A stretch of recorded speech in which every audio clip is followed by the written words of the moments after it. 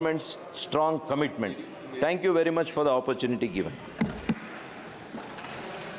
माननीय सदस्यगण, जो भी बजट पर अपना लिखित भाषण देना चाहते हैं वे सभा पटल पर दे सकते हैं। माननीय सदस्य श्री अखिलेश यादव जी।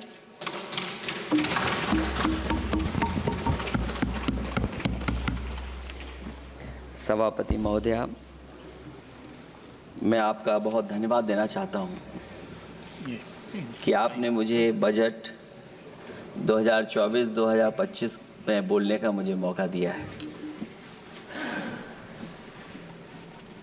इस सरकार का लगातार ये 11वां बजट है। 11वें बजट के बाद भी नाउम्मीदगी दिखाई दे रही है और सरकार में हैं तो सरकार के लोग तो अच्छी बात करेंगे ही। न केवल नाउम्मीदगी दिखाई दे रही है बल्कि जो चेहरों पे खुशी होनी चाहिए थी सरकार बनने के बाद, वो चेहरों पे उतनी खुशी नहीं दिखाई दी।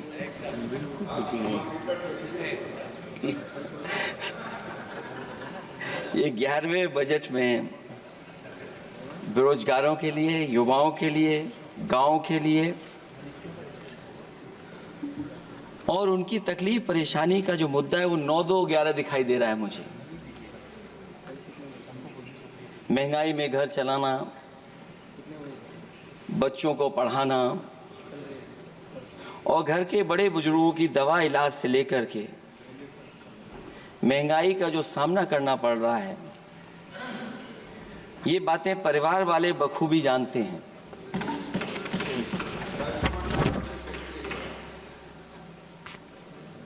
मैं जब सत्ता पक्ष के लोगों के जो आंकड़े देखता हूं और सुनता हूं,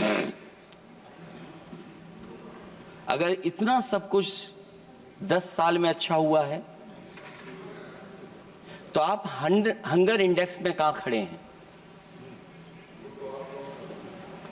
अगर 10 साल बाद भी यही बात सत्ता पक्ष की तरफ से आएगी कि हम कहां खड़े हैं। आपने बड़ा सपना दिखाया make in India. Uttar Pradesh जैसे बड़े स्टेट से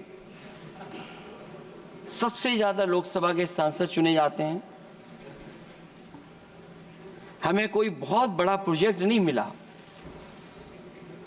कोई बड़ा प्रोजेक्ट नहीं मिला, प्रधानमंत्री जी मिले हमें। और अगर कोई सभापति महोदय कोई बड़ा प्रोजेक्ट मिला हो 10 साल में, कोई आईएम मिला हो, कोई आईआईटी मिली हो और जो ट्रिपल आईटी किसी समय पर उत्तर प्रदेश को मिली थी, क्या उसमें क्या सहयोग सरकार की तरफ से हुआ है? न केवल ये संस्थाएं बल्कि गवर्नमेंट जो एजुकेशन की इंस्टीट्यूशंस हैं वो सेंट्रल की तरफ से कौन सी नई आ गई? मेडिकल के क्षेत्र में कोई बड़ा संस्था आई हो? जो 2 एम्स आए हैं, मुझे याद है कि रायबरेली का एम्स भी समाजवादी सरकार में जमीन दी गई, उसके परिणाम है कि वह एम्स बन गया। गोरखपुर में भी जो एम्स आया समाजवादी सरकार थी, जमीन दी गई तब एम्स आया। और जो एम्स आ भी गए हैं अगर वहां 2, क्या उनमें पर्याप्त इलाज मिल पा रहा है? केवल यही नहीं, मेक इन इंडिया सपना तो ये दिखाया गया था कि अगर प्राइवेटाइजेशन हो जाएगा तो नौकरियां मिल जाएंगी। कुछ हद तक तो बहुत सी चीजें प्राइवेटाइज हो गईं, लेकिन नौकरियां कम होती चली गईं। और जो सबसे बड़ा सवाल है, जो पीड़ित परिवार के लोगों को जो हक और सम्मान मिलता है, क्या ये सरकार वो दे पा रही है? टैक्स कलेक्शन में सपना दिखा रहे हैं कि हम यहां पहुंच गए हैं, आखिरकार एक्सपोर्ट क्यों कम होता चला जा रहा है? और हम जो ट्रेड डेफिसिट है उसको कैसे खत्म करेंगे?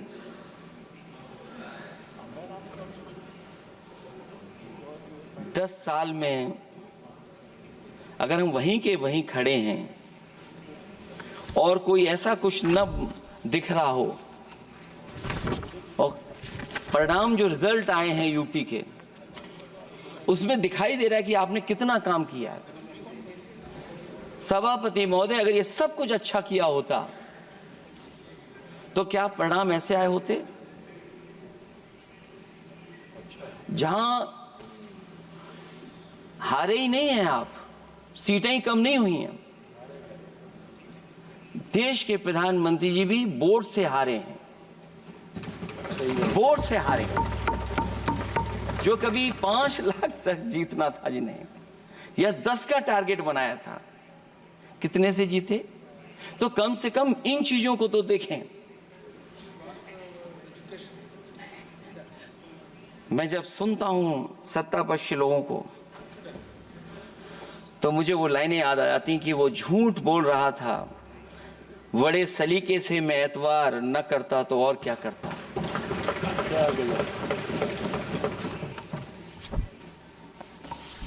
मुझे याद है कि देश के प्रधानमंत्री जी ने जनकपुर में एक झंडा दिखाया था और उस बस में 35 लोग बैठ करके अयोध्या आए थे। सभापति महोदय, उस समय भी मैंने मांग की थी कि जहां से जनकपुर से यात्रा शुरू हो रही है और अयोध्या तक बस से लोग आएंगे तो पता नहीं कितने घंटों में आएंगे।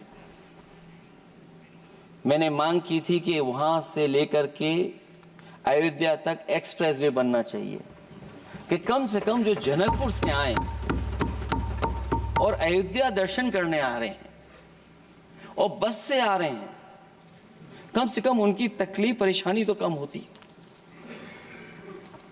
जो आप कहते हैं कि एफडीआई बहुत आया है, मैं अभी सुन रहा था, कहा कि टेलीफोन बनने लगे। टेलीफोन बन नहीं रहे हैं, मोबाइल बन नहीं रहे हैं। वो समाजवादी पार्टी के समय पर नोएडा में जो इंडस्ट्रियल पॉलिसी थी, इलेक्ट्रॉनिक पॉलिसी थी, उसके तहत आई थी। वो इंडस्ट्री जितनी आई है उस समय उस पॉलिसी के तहत आई और बन नहीं रहा है। मेक इन इंडिया नहीं हो रहा है। लेकिन जमीन किसने दी है? जमीन किसने दी थी उन लोगों को? बिना जमीन पर हवा में बना दो तो मैं आपका धन्यवाद दूंगा। उस पॉलिसी के तहत वो झूठ बोल रहा था बड़े सलीके से। आप कह रहे हैं कि एफडीआई लाए हैं हम लोग। एफडीआई, अगर पूरे देश का हम एफडीआई देखें तो उत्तर प्रदेश को कितना एफडीआई मिला है? सभापति महोदय, अगर 1% से ज्यादा भी एफडीआई उत्तर प्रदेश को मिला हो तो बताइएगा आप। जो प्रोजेक्ट डिले हो रहे हैं, जिसकी वजह से कॉस्ट ओवररन हो रही है, उसका जिम्मेदार सभापति महोदय कौन है? डबल इंजन की सरकार है। लखनऊ में भी सरकार आपकी है, दिल्ली में भी सरकार आपकी है। आखिरकार ऐसा क्यों हो रहा है? और आज ही जब सदन में सभापति महोदय हम लोग आए हैं तो एक और रेल एक्सीडेंट की खबर सुनी है। जब से ये सरकार आई है, रेल एक्सीडेंट्स और पेपर लीक में कंपटीशन चल रहा है कि कौन आगे जाएगा।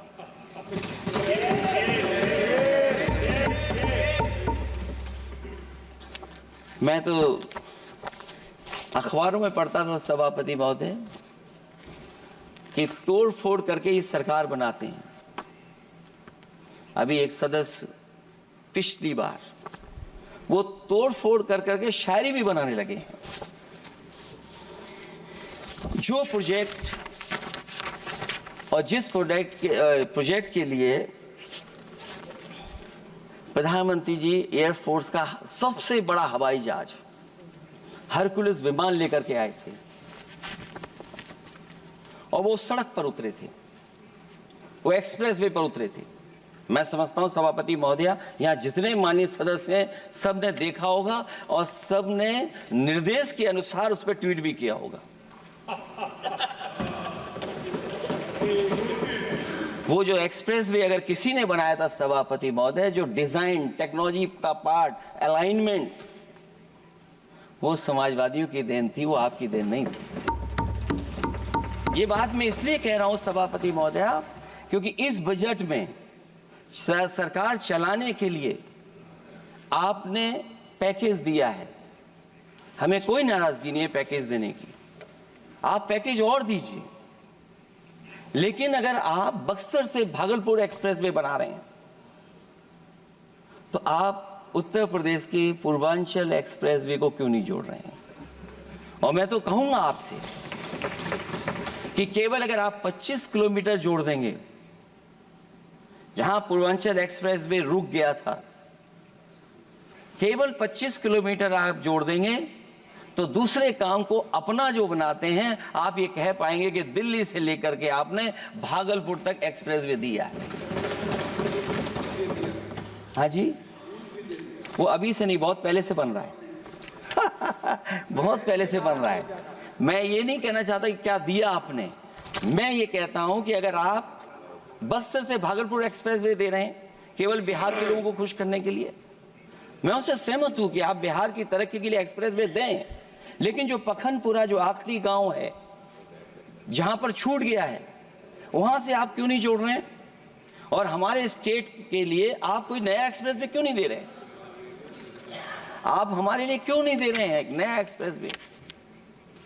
आप दिल्ली के बजट से दे रहे हैं, आप यूपी अपने बजट से बना रहा है। आप बताइए कोई यूपी को आपने एक्सप्रेसवे दिया हो? कोई एक्सप्रेसवे नहीं दिया। और मैं तो कहूंगा, और याद दिलाइएगा अपनी सरकार को, एक बुंदेलखंड एक्सप्रेसवे बना था, अभी बताएंगे आपको उसका भी। सभापति महोदय, एक बुंदेलखंड एक्सप्रेसवे दिया सरकार ने, उत्तर प्रदेश सरकार ने। वो दिल्ली के बजट का नहीं है। मैं मांग कर रहा हूं कि दिल्ली के बजट से कोई एक्सप्रेसवे मिलना चाहिए। जो बुंदेलखंड एक्सप्रेसवे दिया, प्रधानमंत्री जी उद्घाटन कर करके वापस लौटे। अब रिपेयर का पैसा कौन देगा? वो आज भी रिपेयर मांग रहा है। सभापति महोदय, कोई कल्पना कर सकता है कि नया एक्सप्रेसवे बना हो जिसका प्रधानमंत्री जी ने उद्घाटन किया हो, वो आज रिपेयर मांग रहा हो?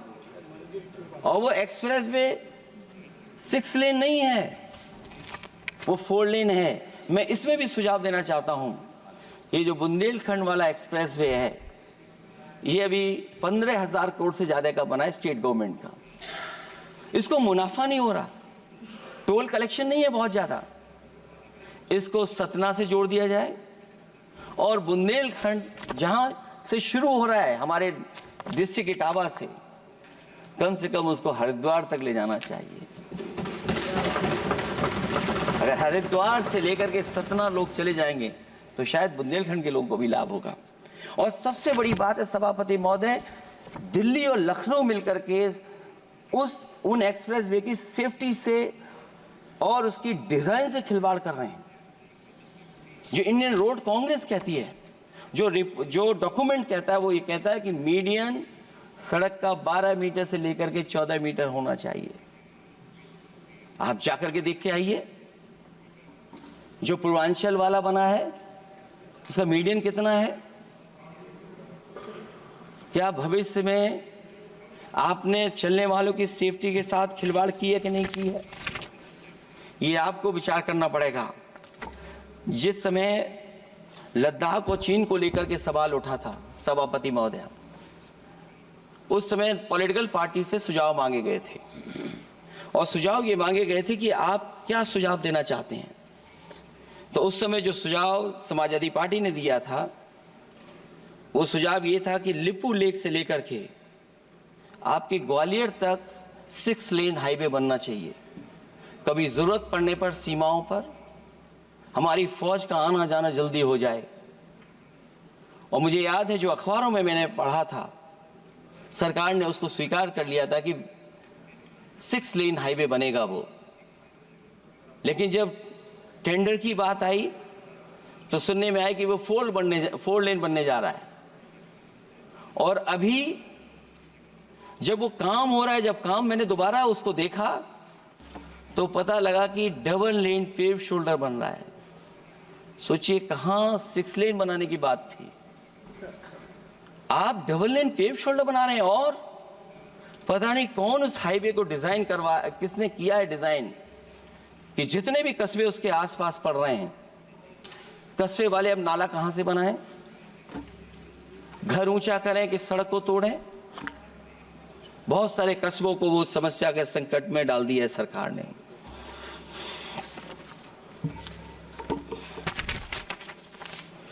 जो सरकार मंचों से ये कहती थी कि हम किसानों की आय दोगुनी कर देंगे,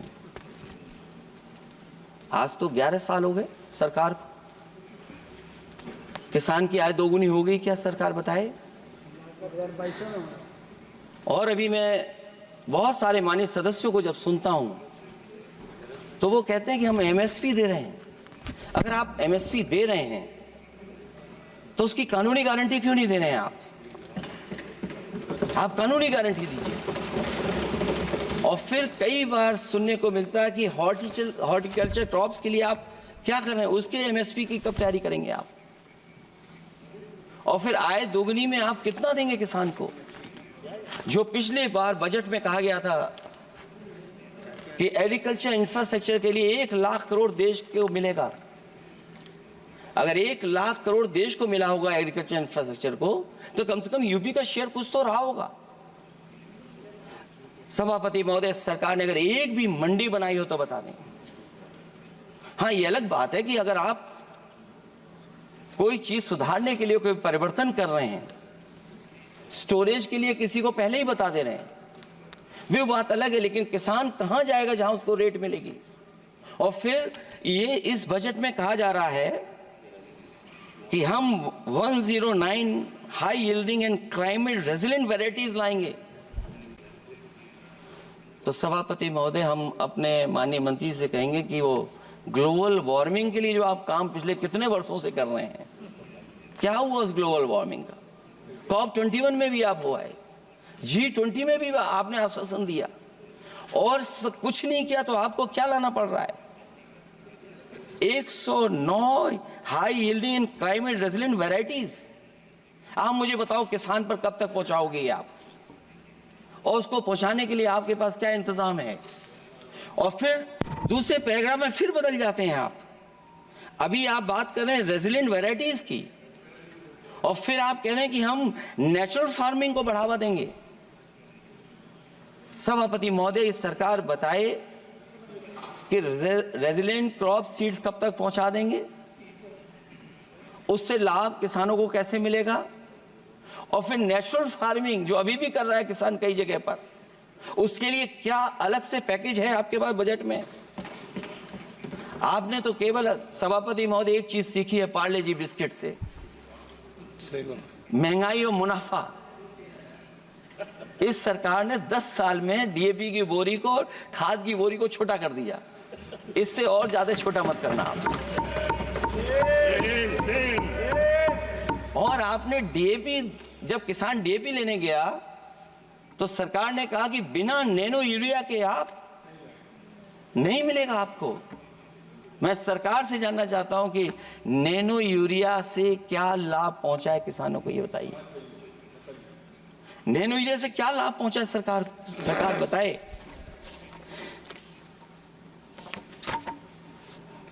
हमारे यहां बड़े बड़े आयोजन हुए सभापति महोदय, इन्वेस्टमेंट मीट के बड़े बड़े आयोजन हुए इन्वेस्टमेंट मीट के, और 5 लाख करोड़ के एमओयू साइन हो गए, 5 लाख करोड़ के। मैं ये सभापति महोदय, बजट हमारी क्या मदद कर रहा है उत्तर प्रदेश के उद्योग लाने के लिए? और ऐसे आयोजन हुए जिसमें देश के प्रधानमंत्री आए, देश के राष्ट्रपति आए, और देश के जितने बड़े उद्योगपति सब आए थे। लेकिन आज यूपी को क्या मिला वहां पर? किसानों के लिए एग्रीकल्चर सेक्टर में बड़े बड़े एमओयू हुए, लेकिन आज जमीन पर कुछ नहीं दिखाई दे रहा है।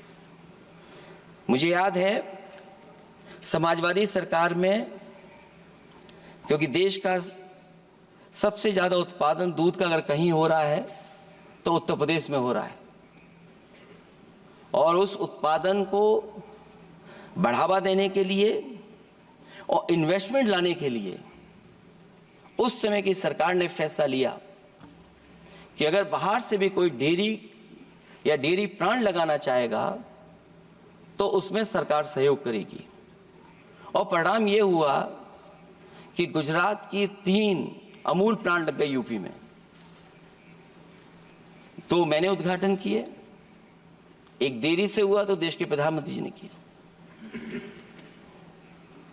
लेकिन उसके बाद कोई नया प्लांट आया हो तो बता दें। जो अमूल से पुरानी संस्था है, क्या उसका सहयोग कुछ करेंगे आप लोग? क्या आप पराग का सहयोग करेंगे कुछ?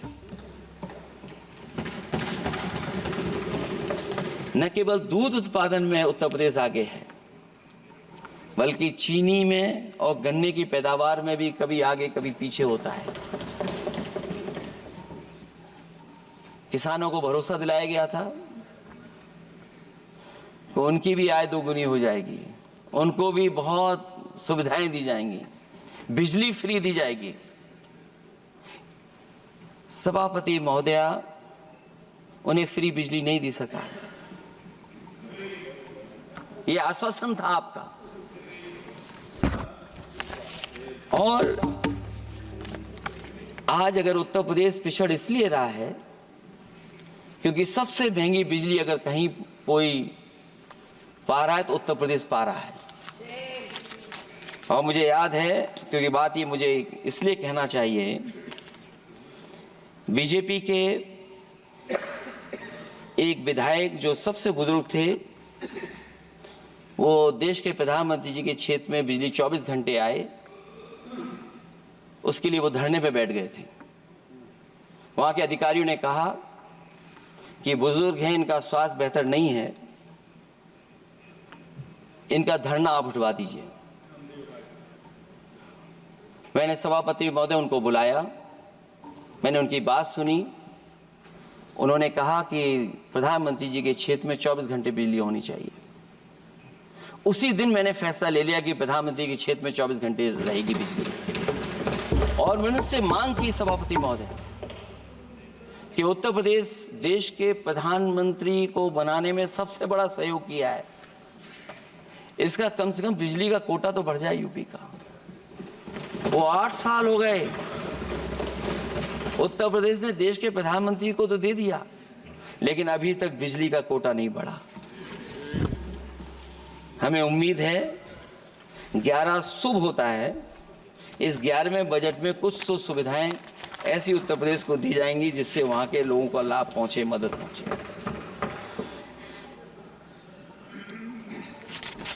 जहां किसान आत्महत्या कर रहा है, और पिछले 10 साल में सरकार जानती होगी कि कितने किसानों ने आत्महत्या की है, लाखों लाख किसान आत्महत्या कर चुके हैं। जहां किसान तकलीफ और परेशानी में है, वहीं सबसे ज्यादा अगर संकट किसी चीज पर आया तो वो नौकरी पर आया है, रोजगार पे आया है। जब सरकार का बजट मैं पढ़ता हूं तो जो स्कीम्स लाई जा रही हैं उसमें, क्या ये स्कीम नौजवान को पक्की नौकरी दिलाएगी? क्या इन स्कीम से 5,000 रुपए देकर के आप नौजवान का भविष्य बनाना चाहते हैं? आप क्या दे रहे हैं आप? और मुझे तो ये लगता है कि जो वर्क फोर्स आप बना रहे हैं ट्रेनिंग देकर के सरकार के पैसे से, अंतोगत्वा इनको भी एक्सप्लॉइट वही लोग करेंगे, उद्योगपति। आखिरकार जब इतनी टेक्निकल, इतनी ट्रेन फोर्स होगी, तो आप ये मुझे बताइए कि उसके भविष्य क्या होगा। अगर इतने बड़े पैमाने पे आप ट्रेनिंग करा रहे हो, सरकार का बजट उसमें खर्च हो रहा है, तो सभापति महोदय उनका भविष्य क्या होगा? 5 साल के बाद। और जो अग्निवीर वाली नौकरी है, सभापति महोदया, कोई भी नौजवान जो फौज के लिए तैयारी करता है वो कभी स्वीकार नहीं कर सकता। जब पहली बार ये स्कीम आई थी अग्निवीर, उस समय बड़े बड़े उद्योगपतियों से ट्वीट कराया गया था कि अग्निवीर से अच्छी कोई योजना नहीं है, इनको हम नौकरी दे देंगे, हम अपने यहां रख लेंगे। और शायद सरकार में बैठे लोगों को यह बात याद होगी, क्योंकि सरकार खुद स्वीकार करती है स्कीम ठीक नहीं है, तभी वो अपनी अपनी सरकारों से कह रहे हैं कि अग्निवीर वाले जो लौट करके आएंगे उन्हें कोटा दीजिए, आप नौकरी दीजिए।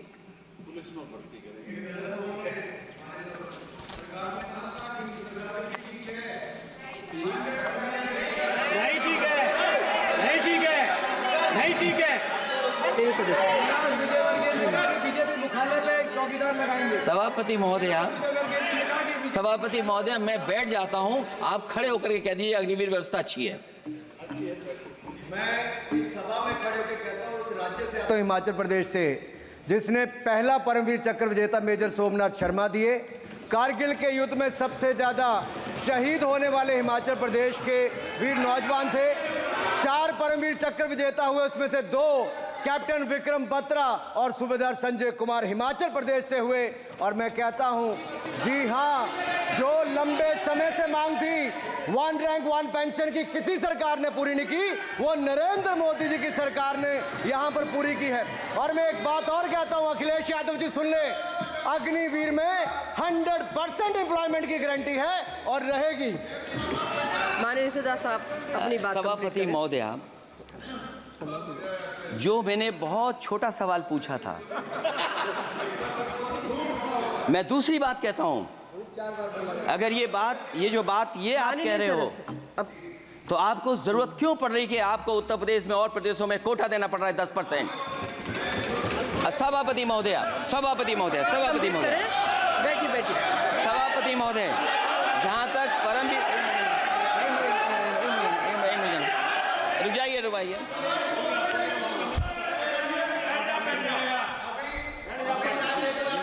अरे सुनिए दो। माननीय सदस्य आप अपनी सभापति महोदया, चैल जानते हैं आप कहाँ हैं? चैल जानते हैं आप कहाँ हैं? कभी गए हो मिलिट्री स्कूल में? मैं खुद मिलिट्री स्कूल का पढ़ा हूँ। और आप परमवीर चक्र की बात कर रहे हो, तो हम भी तमाम नाम गिना सकते हैं। माननीय सदस्य से मैं आग्रह कर रही हूँ, आपस में चर्चा न करें। सभापति महोदया, ये सभापति महोदया, जी 1 मिनट से भी कम, मैं आपके सामने कहना चाहता हूं, ये तो केवल मिलिट्री स्कूल गए हैं। मैं आज भी टेरिटोरियल आर्मी के 124 रेजिमेंट में कैप्टन के रैंक पे अपनी सेवाएं दे रहा हूं। अखिलेश जी केवल ज्ञान मत बांटिए, राहुल गांधी जी के साथ बैठकर अब वहां बुलाने का झूठ बोलने की आपको आदत पड़ गई। प्लीज बैठिए, प्लीज। माननीय सदस्य से मैं आग्रह कर रही हूं, आप अपनी बजट पर चर्चा करें। सभापति महोदया, आपका समय पूरा हो गया है, मैं प्लीज कंप्लीट करिए। सभापति महोदय, मैं इसलिए नहीं कह रहा, मैं क्या बात कहना चाहता हूँ, शायद मंत्री जी नहीं रहे इसलिए तकलीफ परेशानी ज्यादा है। और आप, अरे हमारा दर्द नहीं समझोगे, हम आपका दर्द चेहरे से पढ़ते हैं। अच्छा, दर्द मैं बताता हूँ। माननीय सदस्यों से मैं आग्रह कर रही हूँ, सभापति महोदया, दर्द मैं बताता हूँ। आप बजट पर चर्चा करिए, प्लीज बजट पर चर्चा करिए। दर्द मैं बताता हूँ, देखिए दर्द बात पहुंचेगी कि नहीं पहुंचेगी। सभापति महोदया, उत्तर प्रदेश से जब से हारे हैं तब से कोई नमस्कार नहीं कर रहा है। तकलीफ वो है आपको। कंप्लीट करिए। वो वीडियो हमने देखा है कि कोई किसी को नमस्कार नहीं कर रहा है, कोई किसी को देख नहीं रहा है। चलिए, धन्यवाद माननीय। और जो अपने आप को बहुत ताकतवर कहते थे आप अपने आप को, जिसने हराया उसको नहीं ये हटा पा रहे हैं। अब बात समझ में नहीं आई ना? माननीय जिसने हराया उसको नहीं हटा पा रहे। और अगर सभापति महोदय, अग्निवीर व्यवस्था समाजवादी लोग स्वीकार ही नहीं कर सकते। आप बजट पर पूरी अपनी बात रखिए। सभापति महोदया, अग्निवीर स्वीकार नहीं कर सकते। आप अपनी जब भी हम सत्ता में आएंगे, साल 2 साल, ये चलने वाली सरकार नहीं है, गिरने वाली सरकार है, याद रखना आप। माननीय सदस्य, और देखिए, आप क्यों नहीं समझ रहे हो? साइकिल हमारा चुनाव चिन्ह है, साइकिल ही आपको सरकार चलवा रही है। जिस दिन साइकिल हट गई, आप कहाँ बैठे मिलोगे? और दूसरे हमारे साथी हैं जो हमें लेकर के यहाँ लाए थे। माननीय हम यहाँ सदस्य, मैं छूट गए, आग्रह कर वो रही चले हूँ, गए वहाँ। कंप्लीट करिए। सभापति महोदय, मैं दो तीन बातें कहता हूँ यूपी को लेकर के मैं मांग करता हूँ। जी, कंप्लीट करिए आप। सभापति महोदय, चंबल एक्सप्रेसवे बनना चाहिए, क्योंकि देश का सबसे बड़ा एक्सप्रेसवे जो 1 लाख करोड़ का बना है वो दिल्ली मुंबई से है, और यूपी को क्यों नहीं जोड़ रहे हैं आप? गंगा को लेकर के सब चिंतित हैं। गंगा की सफाई अभी नहीं हुई है। जो बजट गया पता नहीं कहाँ चला गया, किसी को नहीं पता। जैसे पानी बहा वैसे ही बजट भी चला गया। दूसरा, क्योंकि मंत्री जी बैठे हैं, वो जानते होंगे मंत्री जी कि देश की सबसे अच्छी लाइन सफारी बनी है इटावा में, और उस लाइन सफारी को बनाने में हम लोगों को बहुत समय लगा, क्योंकि एक लाइन सफारी, एनिमल सफारी अगर बननी हो, उसको बनाने में बहुत टाइम लगता है, बहुत जगह से परमिशंस लेनी पड़ती हैं। हम लोगों को परमिशंस नहीं मिली, और क्योंकि वो प्रोजेक्ट अच्छा है, एशियाटिक लाइन्स की ब्रीडिंग शुरू हो गई वहाँ पर। ये सरकार इसलिए नहीं शुरू करना चाहती है क्योंकि वो समाजवादियों ने बनाई है। पहली बार देश में एशियाटिक लाइन्स पैदा हो रहे हैं। नहीं, वहाँ पर इटावा में पहली बार हो रहे हैं, और वो इसलिए नहीं शुरू कर रहे हैं। और वो शेर मैं बता दूं आपको, शेर आया था कि कोई और आया था, वो कहानी मैं नहीं पढ़ूंगा यहाँ पर। फिर मैं बोल दूंगा तो फिर कहोगे कि क्या बोल दिया मैंने, इसलिए मत बुलवाइए तो ही अच्छा है। कि कुछ तो धन्यवाद माननीय सदस्य, धन्यवाद। कुछ मत बुलवाइए मुझसे। सभापति महोदय, मैं ये कहना चाहता हूँ कि लाइन सफारी, एनिमल सफारी उस क्षेत्र की, यूपी की प्राइड है वो, कि पहली बार ब्रीडिंग सेंटर एशियाटिक वहाँ पर बन गया है। दिल्ली की सरकार और यूपी की सरकार मिलकर के उसको शुरू नहीं होने दे रही है। मुझे उम्मीद है कि उसको शुरू करवा देंगे आप। और आखिरी में मैं कहता हूँ, चलते चलते आप 2 लाइनें कहता हूँ। बुनियाद को नकार कर जो इमारतें उठाएंगे, हम भी देखते हैं वो किस मंजिल तक जाएंगे। धन्यवाद। बहुत बहुत